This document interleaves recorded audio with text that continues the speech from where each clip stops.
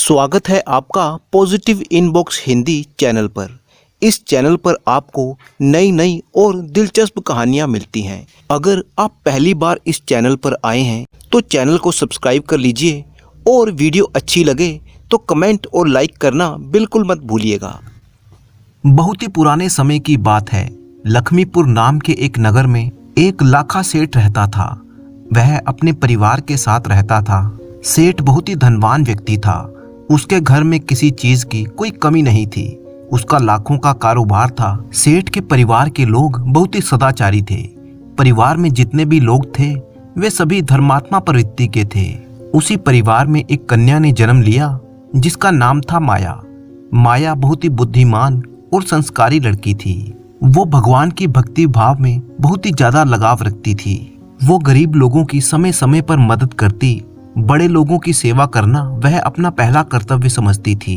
धीरे धीरे समय गुजरता गया और समय के साथ माया जवान हो गई। जब उसकी उम्र विवाह के योग्य हो गई तो एक अच्छा परिवार देखकर माया का विवाह कर दिया गया। माया का ससुर बहुत ही अमीर आदमी था। अमीर होने के साथ साथ वो बहुत ही कंजूस भी था। माया जब दुल्हन बनकर उस घर में आई तो उसने अपने ससुराल में किसी को कोई भी शिकायत का मौका नहीं दिया, क्योंकि वो अच्छे संस्कारों में पलकर बड़ी हुई थी। इसीलिए अपने पति और सास ससुर की खूब सेवा करती। अपनी सेवा से उसने पूरे परिवार का दिल जीत लिया था। धीरे धीरे ससुराल में रहते हुए उसे कई बरस बीत गए। एक दिन की बात है, सुबह सुबह जब माया अपने घर के आंगन में झाड़ू लगा रही थी, तभी उसके दरवाजे पर एक नवयुवक उम्र का सन्यासी महात्मा आया और दरवाजे के बाहर खड़े होकर वो कहने लगा, मैं सन्यासी द्वार पर खड़ा हूँ, बाबा को भिक्षा दे दो। उस नौजवान सन्यासी की आवाज जब माया ने सुनी तो वो फौरन आंगन में आ गई। माया सन्यासी को देखकर कहने लगी, अरे बाबा, तुम्हें इतनी भी जल्दी क्यों है? थोड़ा और सब्र कर लेते। सेठ की बहू के इतना कहने पर वो सन्यासी बोला, देवी, मुझे डर लग रहा है। सन्यासी का जवाब सुनकर माया हंसने लगी। इधर उस सन्यासी और सेठ की बहू का वार्तालाप चल रहा था। उधर माया का ससुर उस समय घर में मौजूद था। वो सेठ उन दोनों की बातें बड़े ही गौर से सुन रहा था। जब उस सेठ ने अपनी बहू के मुंह से ये बातें सुनी जो उसने सन्यासी से कही थी, आखिर इतनी जल्दी भी क्या है, ये सुनकर माया के ससुर के कान खड़े हो गए, क्योंकि माया अभी नई नवेली दुल्हन थी और वो सन्यासी भी अभी जवान था। नौजवान सन्यासी और अपनी बहू की बातें सुनकर वो सेठ सोचने लगा, लगता है मेरी बहू और इस सन्यासी महात्मा का कोई चक्कर चल रहा है। मेरी बहू की मंशा कुछ ठीक मालूम नहीं पड़ती। इसीलिए तो सन्यासी ने कहा कि मुझे डर लग रहा है। अब तो ससुर उनकी बातें बड़े ही ध्यान से सुनने लगा। उसने देखा कि उसकी बहू माया और सन्यासी दोनों हंस हंस कर बातें कर रहे थे। सेठ सोचने लगा कि हो ना हो मेरी बहू का इस सन्यासी के साथ कोई ना कोई संबंध तो जरूर है। मैं आगे सुनता हूँ कि ये लोग क्या क्या बातें करेंगे। अब सेठ अपनी चारपाई से उठकर कान लगाकर उनकी बातें सुनने लगा। इधर सन्यासी ने सेठ की बहू से पूछा कि हे देवी, तुम्हारी उम्र कितनी है? उस सन्यासी की बात का उत्तर देते हुए माया कहने लगी, महात्मा, अभी मेरी उम्र ही क्या है, मैं तो अभी सिर्फ 10 वर्ष की हूँ। माया का ससुर अपने कमरे में खड़ा हुआ उन दोनों की बातों को ध्यान से सुन रहा था। जब उसने सुना कि मेरे बेटे की बहू कह रही है कि उसकी उम्र अभी तो सिर्फ 10 वर्ष की है, इन शब्दों को सुनने के बाद माया के ससुर के दिमाग को झटका सा लगा। आखिर मेरी बहू ये सब क्या कह रही है? उसको इस सन्यासी महात्मा से इतना बड़ा झूठ बोलने की क्या जरूरत है? इसने अपनी उम्र इतनी कम क्यों बताई? उधर महात्मा ने उस बात को दोहराया कि अच्छा, तुम्हारी उम्र सिर्फ 10 वर्ष की है। माया हंसकर कहने लगी, जी हाँ महात्मा जी, अभी तो मेरी आयु सिर्फ 10 वर्ष की है। सन्यासी पूछने लगा, तो देवी, तुम्हारी सासू माँ तो घर पर होगी ही, उनकी क्या उम्र है? सन्यासी के पूछने पर माया कहने लगी, महात्मा जी, उनकी उम्र तो मात्र 8 वर्ष की है। जब सेठ ने ये सुना कि मेरी बहू मेरी पत्नी की उम्र सिर्फ 8 वर्ष बता रही है तो सेठ का दिमाग चकरा गया। सेठ सोचने लगा कि कहीं मेरी पुत्रवधू पागल तो नहीं हो गई। वह अपनी उम्र सिर्फ 10 वर्ष की बता रही है और मेरी पत्नी की उम्र 8 वर्ष की बता रही है। आखिर मेरी पुत्रवधू को हो क्या गया है? ये कैसी बातें कर रही है?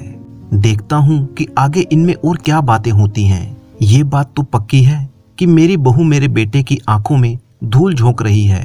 ये तो इस सन्यासी से प्रेम कर बैठी है, नहीं तो अपनी उम्र इतनी कम बताने का क्या मतलब था।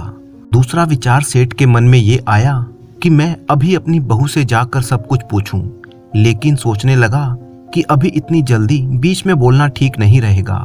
पहले मैं इनकी पूरी बातें सुनता हूँ, आखिर ये दोनों आगे और क्या क्या बातें करेंगे। जब ये सन्यासी यहाँ से चला जाएगा तब मैं अपनी बहू से उसकी मंशा पूछूंगा और फिर इसकी शिकायत मैं अपने बेटे से भी करूंगा। वो सेठ अपनी बहू और उस सन्यासी की बातें फिर से बड़े ही ध्यान से सुनने लगा। इधर सन्यासी महात्मा ने माया से फिर से पूछा कि देवी, आखिर तुम्हारे पति की उम्र कितनी है। माया ने एक बार फिर बड़ी ही बेबाकी से उत्तर दिया, महात्मा जी, मैं क्या बताऊं, मेरे पति की उम्र तो अभी सिर्फ 4.5 साल की है। बहू के ऐसे वचन सुनकर सेठ की व्याकुलता और भी अधिक बढ़ गई। खिड़की के पास खड़ा खड़ा ससुर सोच रहा था कि मेरी बहू तो बिल्कुल ही पागल हो गई है। ये क्या अनाप शनाप बक रही है। ये स्वयं को 10 साल का बता रही है, अपनी सास को 8 साल का और अपने पति को सिर्फ 4.5 साल का बता रही है। अब तो हद ही हो गई। इस हिसाब से तो ये मेरी उम्र कितनी बताएगी। चलो देखता हूँ आगे ये क्या क्या बातें करते हैं। पहले मैं इन दोनों की पूरी बातें सुन लेता हूँ कि ये मेरे बारे में क्या बोलेगी। उस सन्यासी महात्मा ने एक बार फिर से बहू से कहा, अच्छा, आपने अपनी और अपनी सास की आयु और अपने पति की आयु तो मुझे बता दी, अब तुम ये भी बताओ कि तुम्हारे ससुर की उम्र कितनी है। सन्यासी महात्मा के ऐसा पूछने पर माया कहने लगी, हे सन्यासी महाराज, अपने ससुर की उम्र तो मैं क्या बताऊं, मेरे ससुर का तो अभी जन्म भी नहीं हुआ। बहू के इस जवाब ने सेठ को आपे से बाहर कर दिया। वह पागल सा हो गया, उसका दिमाग चकराने लगा। अब तो उसे कुछ भी समझ में नहीं आ रहा था कि आखिर ये सब चल क्या रहा है। मेरे बेटे के साथ इसका विवाह हुआ है और ये कह रही है कि मेरे ससुर का तो अभी जन्म ही नहीं हुआ। आखिर मेरी बहू मेरे बारे में ये सब क्या कह रही है। अब तो मुझे ऐसा लगता है कि या तो मैं पागल हो गया हूँ या फिर मेरी बहू पागल हो गई है। अब सेठ की बहू उस सन्यासी महात्मा को भिक्षा देने के बाद अपने घर के अंदर चली आई। इधर मन ही मन में जलता हुआ सेठ अपने कमरे से बाहर निकल आया और फिर उसके मन में आया कि मैं जाकर अभी अपनी बहू से ये बात पूछूं कि वो उस नौजवान साधु के साथ हंस हंस कर क्या उल्टी सीधी बातें कर रही थी। और फिर उसके मन में दूसरा विचार आया कि नहीं, मेरी बहू तो चरित्रहीन है, मैं उससे क्या पूछूं। मैंने तो खुद अपने कानों से सब कुछ सुना है और अपनी आंखों से देख लिया है। जरूर इस साधु के साथ मेरी बहू का कोई अवैध रिश्ता है। मेरी बहू होते हुए इसने हमारे खानदान की नाक कटवा दी। अब मैं इसे अपने घर में नहीं रखूंगा। मैं ये बात पंचायत के सामने लेकर जाऊंगा। पंचायत में सभी पंचों के सामने ही मैं अपनी पुत्र वधू से सवाल करूंगा। मुझे तो अब इसे पुत्र वधू कहते हुए भी बहुत ही घिन आ रही है। सेठ ने तुरंत माया के माँ बाप के घर में खबर पहुंचा दी कि जैसे भी हो वैसे ही वो तुरंत सीधे यहाँ पर चले आए। ऐसा विचार करके वो सेठ अपने घर से निकलकर बाहर चला गया। घर से निकलने के बाद वह सीधे पंचों के पास गया। पंचों की टोली ने जब सेठ को आता हुआ देखा तो मुखिया पूछने लगा, आज आपके इधर आने का क्या कारण है सेठ जी? आप तो बहुत ही परेशान दिखाई दे रहे हैं, क्या कोई बात हो गई है? सेठ दुखी होकर कहने लगा, पंच परमेश्वर, आज मैं किसी को मुंह दिखाने के लायक नहीं रहा। मेरी पुत्र वधू तो बहुत ही चरित्रहीन निकली। इसके साथ साथ वह इतनी बड़ी झूठी और मक्कार है कि मैं आपको बता नहीं सकता। पंचों, मैं अपनी बहू से छुटकारा पाना चाहता हूँ। मैं तो जैसे तैसे करके वहां से बचकर आया हूँ, नहीं तो आज मैं अपनी बहू की बातें सुन सुनकर पागल हो जाता। आखिर ऐसी क्या बात हो गई जो आप पागल हो जाते? सेठ कहने लगा, मुखिया जी, पहले आप सभी लोग मेरे घर पर चलिए, मैं वहीं पर जाकर पंचायत के सामने ही अपनी बात बताऊंगा। तब सेठ के बार बार आग्रह करने पर सभी पंच सेठ के साथ चल दिए। इधर सभी पंच सेठ की चौपाल पर पहुंचे और उधर माया के माता पिता भी आ चुके थे। सेठ ने अपनी चौपाल पर पंचायत बिठा दी। सभी लोग सेठ के दरवाजे पर इकट्ठा हो गए। माया के माता पिता भी वहीं पर बैठे हुए थे। इधर पंचों ने सेठ से कहा, सेठ जी, ऐसी कौन सी बात है जो आपने अपने घर पर पंचों को बुलाया है? आखिर घर में ऐसी कौन सी समस्या आ गई जिसे लेकर पंचायत करनी पड़ी? अब तो सभी पंच तुम्हारे घर पर आ चुके हैं, बताओ आखिर बात क्या है? तब सेठ ने कहा, मुखिया जी, मैं अपनी पुत्र वधू माया को पंचायत में बुलाना चाहता हूँ। सबसे पहले आप मेरी बहू को बुलवाइए, मैं अपनी समस्या उसी के सामने रखूंगा। अब तो पंचायत का आदेश मिलते ही तुरंत माया को बुलवाया गया। जब सेठ की बहू आ गई तो पंचों ने फिर से कहा, सेठ जी, अब तो आपकी बहू भी आ गई है, अब तो बताइए कि आखिर ऐसी कौन सी बात है? तुम्हारी बहू ने ऐसा क्या कर दिया जो तुम इतने दुखी हो रहे हो? सेठ कहने लगा, मुखिया जी, आज सुबह जब मैं सोकर उठा तो मैंने कुछ ऐसा देखा जिसे देखकर और सुनकर मैं बहुत ही दुखी हो गया। मैंने देखा कि मेरी बहू आंगन में झाड़ू लगा रही थी कि तभी दरवाजे पर एक नौजवान साधु आ गया। वो दरवाजे के बाहर खड़ा होकर भिक्षा मांगने लगा। जैसे ही उस सन्यासी महात्मा की आवाज मेरी बहू के कानों में पड़ी तो वह उसी समय भिक्षा लेकर द्वार पर आ गई। इतना कहकर सेठ चुप हो गया। तब मुखिया ने कहा, सेठ जी, इसमें दुखी होने वाली कौन सी बात है? ये तो अच्छी बात है, ये तो हर नारी को करना चाहिए। बस इतनी सी बात के लिए तुमने अपने द्वार पर पंचायत बुला ली। घर के दरवाजे पर आए हुए साधु, सन्यासी या भूखे भिखारी को भिक्षा डालना हर नारी का धर्म है। इसमें इतना परेशान होने वाली क्या बात है? तब सेठ कहता है, आप सभी लोग जरा सब्र कीजिए, मैं आपको पूरी कहानी सुनाता हूँ। मेरी बहू की करतूत सुनकर आप लोग भी पागल हो जाएंगे। मेरी समस्या बहुत बड़ी है। यदि कोई छोटी सी बात होती तो मुझ पर कोई फर्क नहीं पड़ता। मैं पंचायत क्यों बुलाता? आप लोगों को परेशान क्यों करता? दरअसल बात बहुत ही गंभीर है और उसका फैसला सिर्फ पंचायत में ही हो सकता है। मुखिया ने कहा, ठीक है सेठ जी, आपकी बातें सुनकर तो ऐसा लग रहा था जैसे कोई बड़ी बात नहीं है। सेठ बोला, अरे नहीं, जिस बात को लेकर मैं इतना चिंतित हूँ, यदि वो बात आप भी जान लेंगे तो आप भी मेरी परेशानी को समझ जाएंगे। तब मुखिया कहने लगा, सेठ जी, आप इतनी देर से हमें गोल गोल घुमा रहे हैं, साफ साफ क्यों नहीं बताते कि आखिर बात क्या है? तब सेठ ने कहा, देखो, बात यह है कि मेरे दरवाजे पर भिक्षा मांगने के लिए एक नौजवान सन्यासी आया, तो मेरी बहू को चाहिए था कि वो चुपचाप ले जाकर उसे भिक्षा दे देती। उससे बातचीत करने की क्या जरूरत थी? और अगर बातचीत कर भी रही थी तो उसने ऐसी बातचीत की कि यदि आप लोग भी सुन लेंगे तो आपको भी लगेगा कि मेरी बहू ठीक नहीं है, और तब आपको समझ में आएगा कि आखिर मैंने पंचायत क्यों बुलाई है। अब आप लोग ये बात मेरी बहू के मुंह से ही सुनिए कि मेरी बहू और नौजवान सन्यासी के बीच आखिर क्या बातचीत हुई थी। सेठ की बात सुनकर उसकी बहू कहने लगी, पिताजी, बताने के लिए तो मैं भी बता सकती हूँ कि मेरे और उस सन्यासी के बीच में क्या बातचीत हुई थी, लेकिन पिताजी, घर में पंचायत तो आपने बुलाई है, इसीलिए पहला अधिकार आपका बनता है कि आप बताएं। उसके बाद मैं आपके एक एक सवाल का उत्तर दूंगी। बहू की बात सुनने के बाद पंचों को भी लगा कि वो ठीक कह रही है। तब मुखिया ने सेठ से कहा, अब आप इधर उधर की बात मत घुमाइए, अपनी समस्या को हमें बता दीजिए। आपको अपनी बहू से क्या परेशानी है? उसने ऐसा क्या कर दिया जो आपको इतनी बेचैनी हो रही है? क्या उसने कोई ऐसा कदम उठा लिया जो समाज और मर्यादा के विरुद्ध है? यदि उसने ऐसा किया है तो उसे पंचायत की ओर से दंड दिया जाएगा। आप बिल्कुल निश्चिंत रहिए, पहले आप पंचायत को पूरी बात बताइए। तब सेठ बोलने लगा, अरे भाई, बात कुछ ऐसी है जिसे बताने में मुझे बहुत ही लज्जा आ रही है। आप लोगों को तो मालूम है कि मैं इस गांव का बहुत ही इज्जतदार व्यापारी हूँ, लेकिन मुझे लगता है कि मेरी बहू ने मेरी सारी इज्जत मिट्टी में मिला दी। मेरा सारा मान सम्मान उसने महात्मा से बातें करके धूल में मिला दिया। वे कुछ ऐसी बातें हैं जिन्हें ना तो मैं कह सकता हूँ और ना ही आपको सुनने में अच्छी लगेंगी, इसीलिए आप बहू से ही पूछ लीजिए।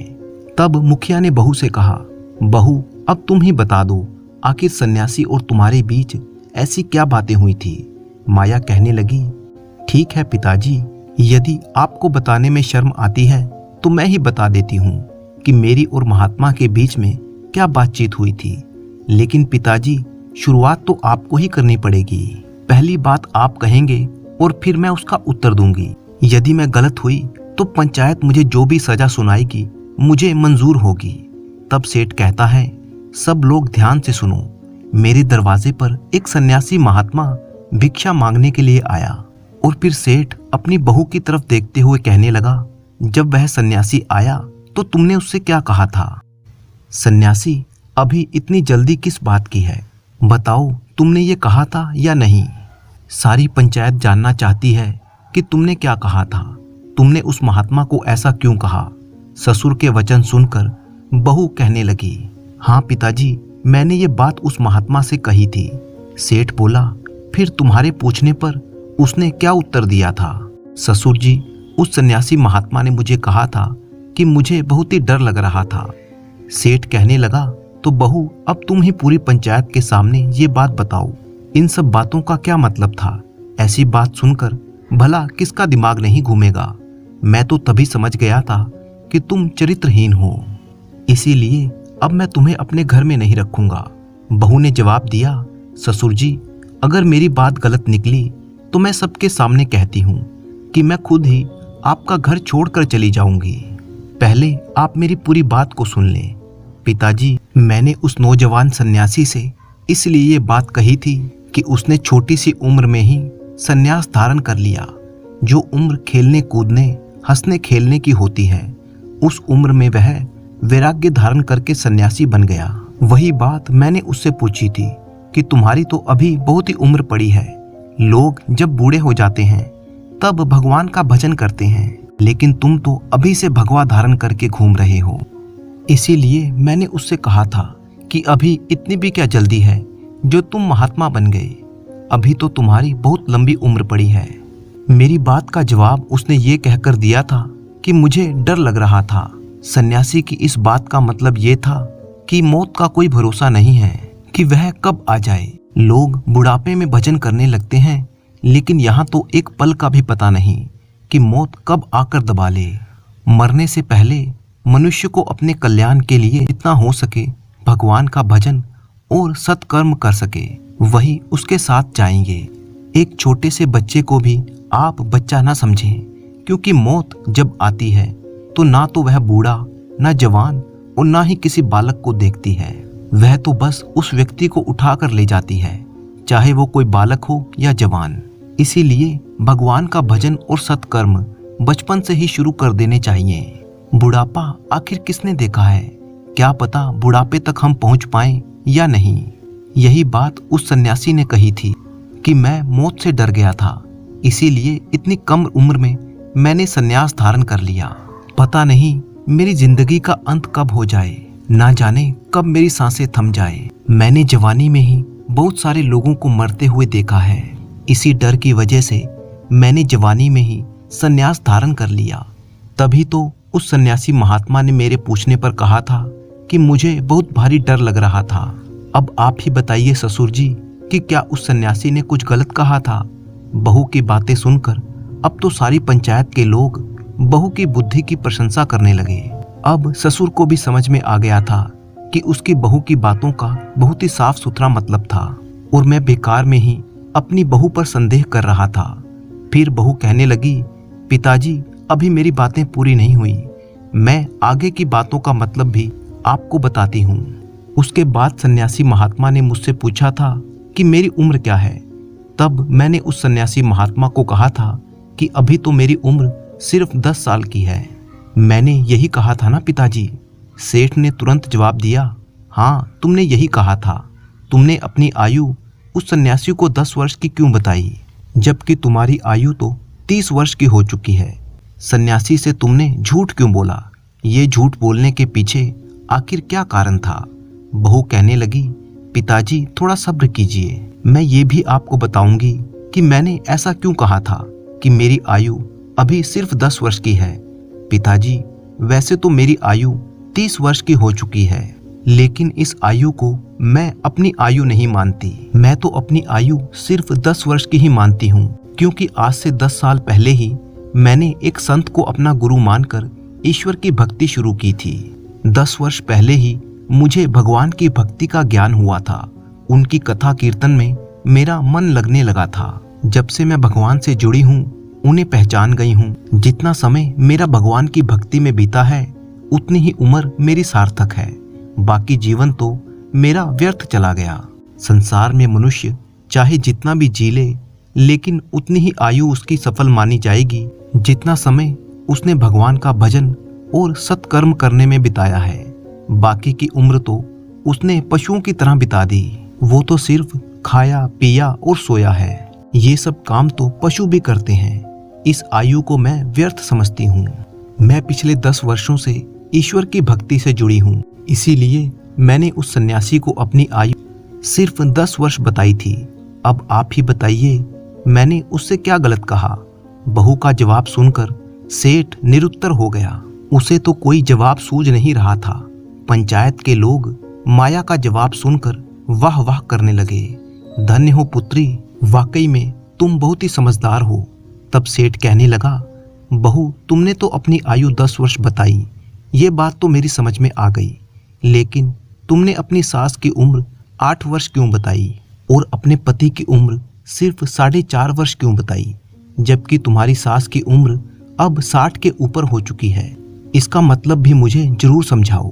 तब सेठ की पुत्रवधू कहने लगी, सेठ जी आप मेरी बात को बहुत ही ध्यान से सुनिए। सन्यासी के पूछने पर मैंने ऐसा क्यों बोला था? ससुर जी, जब मैं अपने मायके से ससुराल आई थी, तब ना तो आपके घर में कोई पूजा पाठ होता था और ना ही कोई कथा सत्संग। लेकिन मेरे कहने पर सासू माँ ने सत्संग में जाना शुरू किया, भगवान के भजन सुनने लगी और ईश्वर की भक्ति करने में लग गई। और उन्हें भजन करते, सत्संग सुनते हुए, भगवान की पूजा करते हुए अभी 8 साल का समय हो गया है। इसीलिए सन्यासी महात्मा के पूछने पर मैंने उन्हें बता दिया था कि मेरी सासू माँ की उम्र अभी 8 वर्ष की हुई है। अब आप ही बताइए पिताजी, मैंने क्या गलत कहा था? बहू की बात सुनकर सेठ कहने लगा, अच्छा तो ये बात थी, मैं तो तुम्हें पागल समझ रहा था माया। पिताजी, इसी हिसाब से मैंने अपने पति की आयु भी बताई थी, 4.5 वर्ष, क्योंकि पिताजी 4.5 वर्ष पहले सासू माँ की तबीयत बहुत ही खराब हो गई थी और उनसे चला भी नहीं जा रहा था। तब मेरे पति मुझे और मेरी सासू माँ को मंदिर तक ले जाया करते थे। इसी बहाने मेरे पति को भी भगवान के दर्शन हो जाते थे। धीरे धीरे उनकी रुचि भी भगवान की भक्ति में लगने लगी। इसीलिए ऐसा समझ लो कि मेरे पति का भी जन्म उसी दिन हुआ था।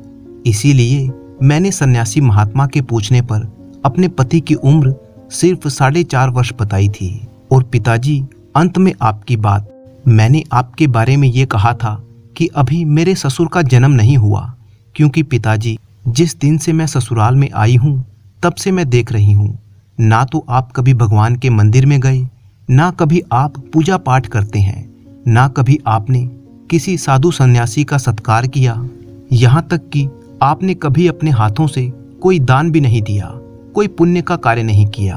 आप तो धर्म कर्म के नाम से बिल्कुल दूर ही रहे। इसीलिए मैंने आपके बारे में बोला था कि अभी तो आपका जन्म नहीं हुआ। आपने अपनी जिंदगी में कभी 2 रुपए का दान भी नहीं किया। तब सेठ कहने लगा, देखो मैं पूरा दिन दुकान पर बैठा रहता हूँ, व्यापार में लगा रहता हूँ, मुझे पूजा पाठ करने का, कथा कीर्तन सुनने का समय ही नहीं मिल पाता। मैं तो तुम लोगों के भविष्य के लिए चिंता करता रहता हूँ और तुम लोगों के लिए धन इकट्ठा करता रहता हूँ। बहू ने उत्तर दिया, पिताजी आपने कभी अपनी जिंदगी में 2 रुपए का दान भी नहीं दिया।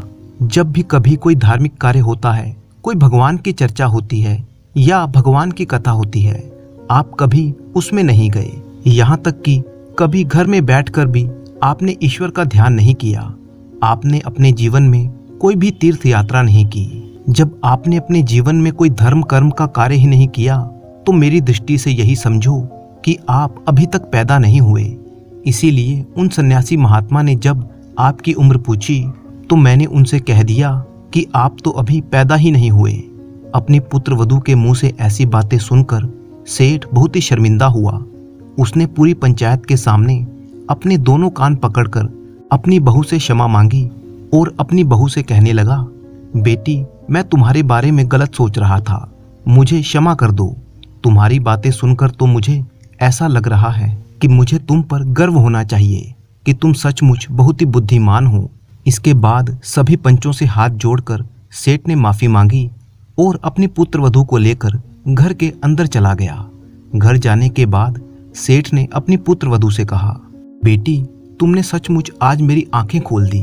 वास्तव में आज तक मेरा जन्म नहीं हुआ था, अब मैं जन्म लेना चाहता हूँ। ससुर की इतनी बात सुनते ही बहू कहने लगी, यह तो बहुत अच्छी बात है पिताजी, जब जागो तभी सवेरा। ये भी बहुत बड़ी बात है कि बुढ़ापे में ही सही, कम से कम आप भगवान से तो जुड़े, वरना लोग पूरा जीवन निकाल देते हैं खाने पीने और सोने में, कभी भगवान का भजन नहीं करते। अगले ही दिन सेठ ने अपने मुनीम को अपने पास बुलाया और कहने लगा, मुनीम जी, हमारे गोदाम में जो पिछले साल का बचा हुआ अनाज पड़ा है, वो अनाज अब खराब हो रहा है। उस अनाज को आज तक किसी व्यापारी ने नहीं खरीदा। उस अनाज को मैं गरीब और असहाय लोगों को दान कर दूंगा। अब मैं अपनी बची हुई जिंदगी में खूब दान पुण्य का कार्य करूंगा।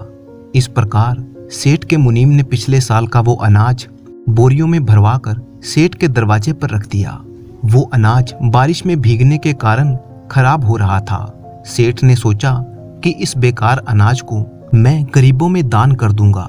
जैसे ही वह खराब अनाज की बोरियां सेठ के दरवाजे पर पहुंची तो उन बोरियों में से बदबू आ रही थी। बदबू की वजह से सेठ की बहू घर से बाहर निकलकर आई। माया ने घर से बाहर आकर देखा कि खराब गेहूं की बोरियां भरी हुई हैं।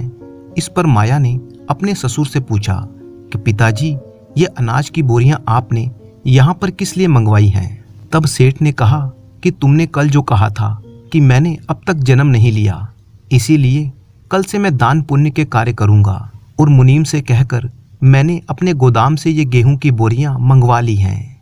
माया अपने ससुर की मंशा को समझ चुकी थी कि मेरे ससुर यह सड़ा हुआ खराब अनाज गरीबों को खिलाना चाहते हैं।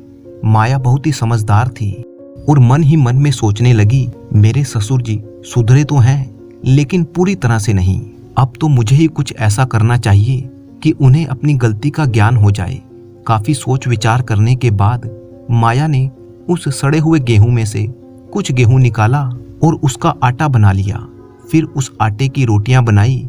शाम को जब माया का ससुर भोजन करने के लिए आया तो माया ने उस आटे की बनी हुई रोटियां बनाकर अपने ससुर के सामने परोस दी। जैसे ही सेठ ने पहला निवाला खाया तो सड़े हुए अनाज की रोटी खाकर वो एकदम से उल्टी करने लगा। रोटियों से दुर्गंध आ रही थी। सेठ गुस्से में आकर चिल्लाने लगा, बहू रानी, आज तुमने ये कैसी रोटियां बनाई हैं? आज तो रोटियों में से दुर्गंध क्यों आ रही है? मेरा सारा मुंह खराब हो गया है।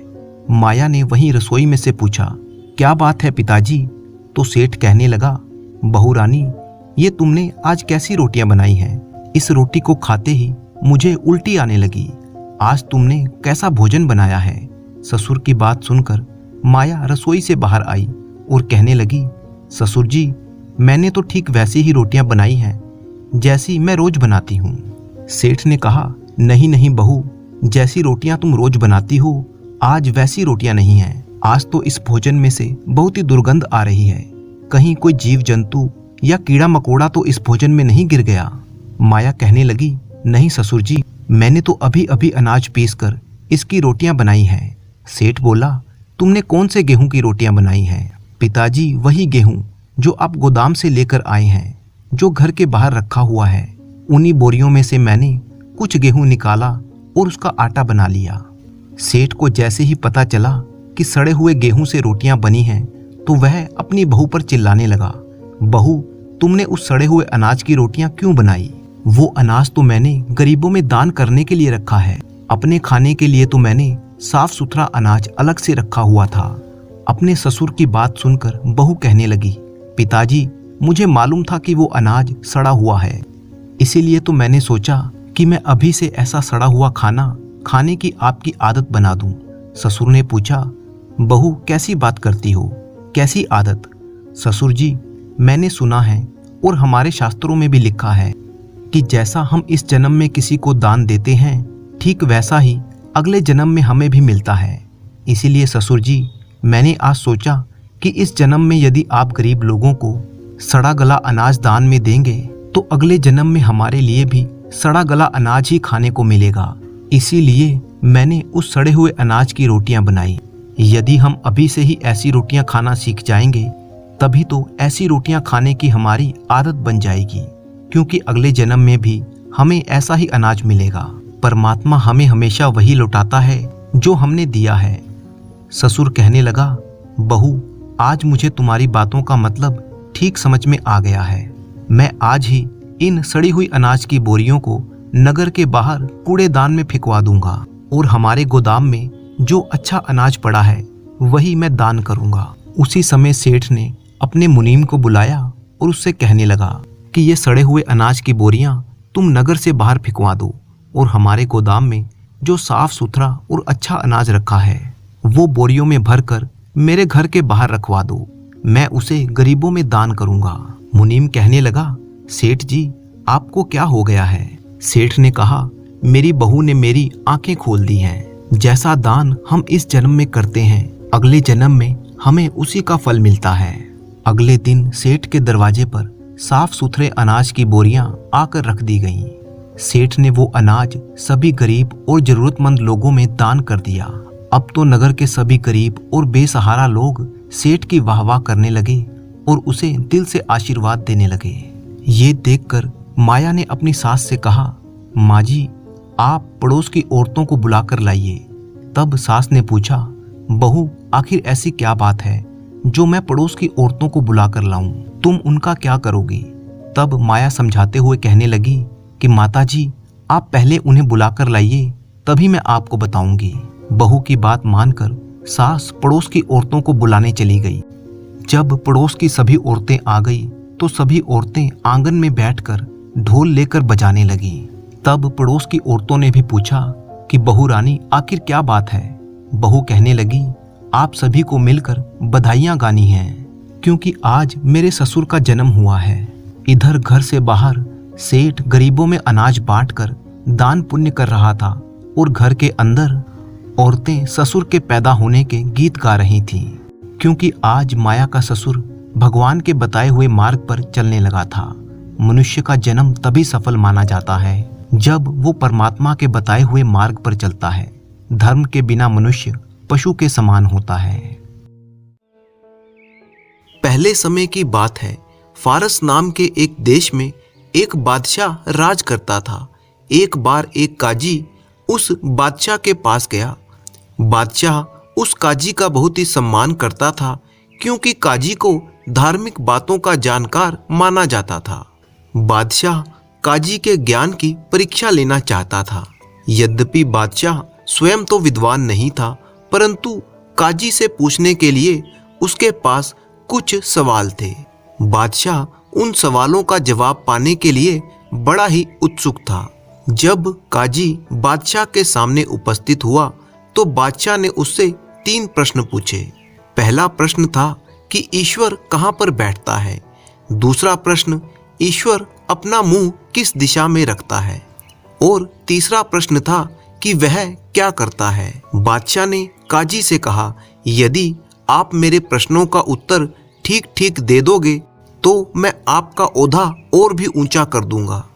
काजी ने सोचा, बादशाह द्वारा पूछे गए प्रश्न अवश्य ही बहुत कठिन हैं। उसने बादशाह की खूब प्रशंसा की और 8 दिन का समय मांगा। काजी 8 दिनों तक उन प्रश्नों के उत्तर सोचता रहा, किंतु उसकी समझ में कुछ भी ना आया।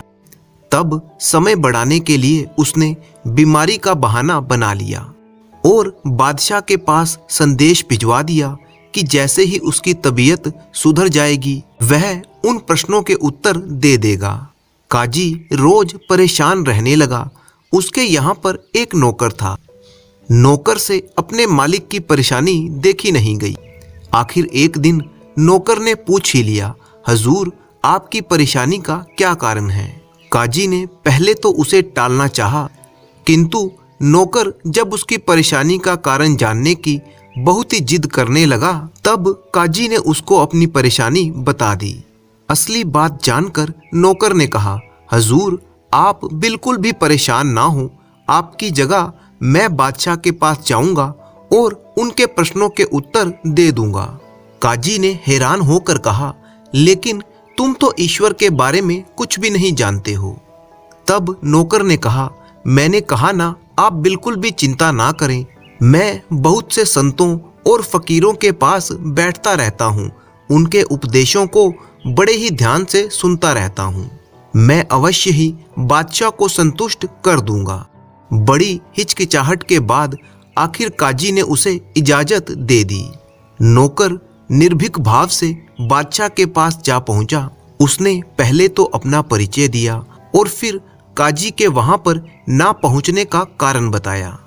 उसके बाद उसने बादशाह से कहा, हजूरे आला, आप अपने प्रश्न पूछिए, मैं उनका उत्तर दूंगा, लेकिन वार्तालाप शुरू करने से पहले मैं आपसे एक गुजारिश करना चाहता हूँ। बादशाह ने कहा, क्या चाहते हो? हजूर, आपके प्रश्नों के उत्तर तो मैं दे दूंगा, किंतु आपको मालूम ही है कि प्रश्न पूछने वाला शिष्य होता है और उत्तर देने वाला गुरु होता है। मैं आशा करता हूं कि आप एक सच्चे इंसान की तरह धार्मिक नियमों का पालन करेंगे। उन नियमों के अनुसार गुरु को ऊंचा आसन दिया जाता है और शिष्य को उससे नीचे बैठना पड़ता है। बादशाह इस बात से काफी प्रभावित हुआ और प्रसन्न भी हुआ। उसने नौकर को अपने सिंहासन पर बिठा दिया और स्वयं नीचे बैठ गया। इसके बाद बादशाह ने कहा, देखो, मेरी एक बात ध्यान से सुन लो। यदि तुम्हारे उत्तर संतोषजनक ना हुए तो मैं तुम्हें मृत्यु दंड दे दूंगा। नौकर ने बिना किसी डर के कहा, मुझे स्वीकार है हजूरे आला। बादशाह ने पहला प्रश्न पूछा, ईश्वर कहाँ बैठता है? नौकर ने सोचा कि बादशाह को सीधे उत्तर से संतोष नहीं होगा, इसीलिए उसने कहा, हजूर, एक गाय मंगवाने की व्यवस्था करें। कुछ ही क्षणों में वहां पर एक गाय मंगवा दी गई। नौकर ने पूछा, हजूर, क्या इस गाय में दूध है? बादशाह ने कहा, अवश्य है। नौकर ने पूछा, कहाँ पर है? बादशाह ने कहा, इसके थनों में है। नौकर ने कहा, यह गलत उत्तर है। दूध गाय के सारे शरीर में व्याप्त है। थन तो केवल उस दूध को बाहर निकालने का साधन है। इसके बाद नौकर ने एक लोटे में थोड़ा सा दूध मंगवाया और पूछा, हजूर, सोचकर बताइए कि क्या इस दूध में मक्खन है? हाँ है, बादशाह ने कहा। नौकर ने पूछा, कहाँ पर है? बादशाह नौकर के इस प्रश्न का कोई उत्तर ना दे सका। तब नौकर ने कहा, हजूर, जिस प्रकार आपको इतना भी ज्ञान नहीं है कि दूध में मक्खन कहाँ पर है, और आप ये भी मानते हैं कि दूध में मक्खन है अवश्य, उसी प्रकार ईश्वर सारे विश्व में सब जगह पर व्याप्त है। वैसे ही जैसे दूध में मक्खन व्याप्त है और दूध गाय के शरीर में सब जगह व्याप्त है, जिस प्रकार दूध को पाने के लिए गाय को दूहना पड़ता है, उसी प्रकार ईश्वर को जानने के लिए भी हमको अपने हृदय को दूहना पड़ता है। अब बताइए हजूर, आपको अपने प्रश्न का संतोषजनक उत्तर मिला या नहीं? बादशाह ने कहा, हाँ, मिल गया। अब तक जो लोग बादशाह से ये कहते थे कि ईश्वर सातवें आसमान पर रहता है, वे बादशाह की दृष्टि में झूठे प्रमाणित हो गए और उनका सम्मान कम हो गया। बादशाह ने दूसरा प्रश्न पूछा, ईश्वर अपना मुंह किस दिशा में रखता है? पूर्व में या पश्चिम में, उत्तर में या दक्षिण में? यह प्रश्न भी बहुत ही अजीब था, क्योंकि लोग ईश्वर को एक व्यक्ति मानते थे। तब नौकर ने एक मोमबत्ती मंगवाई और उसे जलाया। नौकर ने बादशाह से पूछा, हजूर, जरा बताइए कि इस मोमबत्ती का मुंह किस ओर है? पूर्व में या पश्चिम में, उत्तर में या दक्षिण में? बादशाह ने उत्तर दिया, मोमबत्ती का मुंह तो ऊपर की ओर है। नौकर बोला, बिल्कुल ठीक बात है, किंतु इसका प्रकाश चारों दिशाओं में समान रूप से फैल रहा है। इसी प्रकार ईश्वर भी सभी दिशाओं में समान रूप से देखता है। नौकर का जवाब सुनकर बादशाह काफी प्रसन्न हुआ। वह नौकर के ज्ञान से काफी प्रभावित भी हो रहा था। अब बादशाह ने तीसरा प्रश्न पूछा, ईश्वर करता क्या है? इस प्रश्न का उत्तर देने से पहले नौकर ने बादशाह से कहकर काजी को बुलवा लिया। काजी ने जब नौकर को बादशाह के सिंहासन पर बैठे देखा तो उसे बड़ा ही आश्चर्य हुआ। तब नौकर ने काजी को उस स्थान पर बैठने को कहा जहां वह स्वयं बैठा था, यानी सिंहासन पर, और बादशाह को उस स्थान पर बिठा दिया जो काजी के लिए था। इसके बाद नौकर बोला, हजूर, ईश्वर यही करता है, वह निरंतर परिवर्तन करता रहता है। वह राजा को रंक बना देता है और रंक को बादशाह बना देता है। संसार में सदा यही होता रहता है। कभी किसी वंश का उत्थान होता है तो कभी उसका पतन होता है। कभी किसी व्यक्ति को आदर और सम्मान मिलता है और कभी किसी और को। इतनी बातें बताकर नौकर चुप हो गया। बादशाह को अब अपने प्रश्नों के सटीक उत्तर मिल चुके थे। वह नौकर से इतना अधिक प्रभावित और प्रसन्न हुआ कि उसने नौकर को अपने काजी के रूप में रख लिया। अब बादशाह का मन शांत भी था और प्रसन्न भी कि उस नौकर के रूप में उसे एक बुद्धिमान काजी मिल चुका था। दोस्तों, कहानी अगर आपको पसंद आई हो तो इसे लाइक जरूर कीजिए ताकि इस कहानी पर कम से कम 2000 लाइक हो सकें। इसके अलावा आप इस वीडियो पर अच्छे कमेंट करना मत भूलिएगा। मैं धन्यवाद करना चाहता हूं अपने कुछ ऐसे सब्सक्राइबर्स का जो नियमित रूप से हमारी वीडियो में कमेंट करते हैं और जिन्होंने अपना नाम और अपने शहर का नाम लिखकर कमेंट किया है। इनके नाम हैं प्रकाश चंद्र रतूड़ी हरिद्वार से, राम कुमार सिंह हरदोई से, अखिलेश पासवान बिहार नालंदा से, उल्हास सांगली महाराष्ट्र से, भारद्वाज साहब पंजाब जालंधर से, अकबर सहारनपुर से, मोंटी सिंह संबल उत्तर प्रदेश से, शरद गुप्ता बरेली यूपी से, करनैल सिंह लंदन से, मारिया नाज पाकिस्तान से, रोहित धीमान दिल्ली से, विष्णु प्रयागराज से, रजनीश कुमार एटा उत्तर प्रदेश से, मुकेश सक्सेना फर्रुखाबाद से, स्नेह जोधपुर राजस्थान से, मोहम्मद नियाज उत्तराखंड से, सुचित्रा अग्रवाल सोनीपत से, संजय मध्य प्रदेश से, नयनतारा रांची झारखंड से, हरिओम पंडित मथुरा से, राजेंद्र मध्य प्रदेश से, आशुतोष सिंह सासाराम बिहार से, चंदन कोहली हल्द्वानी उत्तराखंड से, फैजल अब्बास पाकिस्तान कराची से, अनु शर्मा लखनऊ से, सुगन सिंह नवा सिटी राजस्थान से, आकाश सिंह बिहार रोहतास से, गोपाल सिंगापुर से।